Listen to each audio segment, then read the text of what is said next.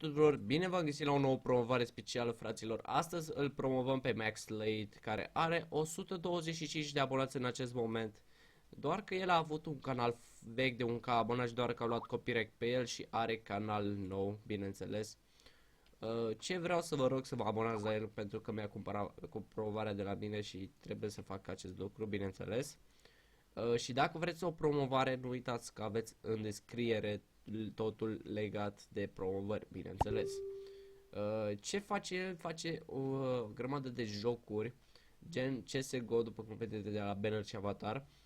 Face CSGO, face LOL, face diferite jocuri, GTA 5 și a zis că nu vrea să insiste, dar joacă foarte un pic pe Minecraft. Deci, da. O să fie și pe Minecraft, bineînțeles, o să fie totul foarte tare. Eu vă recomand să intrați pe canalul lui, să-i dați aici un subscribe, să facă și el măcar 200 de abonați, fraților. El și-a dat restart pentru că au apărut niște hater pe canal și na, este foarte nașpa, știi.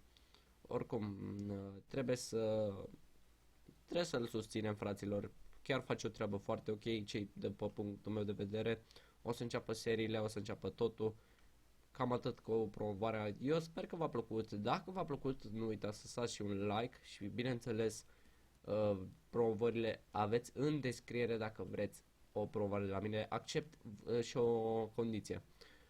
Nu o să mai accept PayPal, deci o să accept PaySafeCard, numai PaySafeCard, pentru că n-am PayPal în acest moment și mai ușor că am PaySafeCard și mi-a intrat în contul meu 2 euro. Așa că promovarea costă 1 euro, deci mi dați fain frumos pe SafeCard, eu îi fac fain frumos, nu dau scam, stați liniștiți, sunt om de încredere, pentru că n-aș face în viața mea chestia asta și plus că mi se pare foarte josnic. Cam atâta eu am fost Perdea, sper că v-a plăcut și da, nu uitați să vă abonați tipului. Baftă!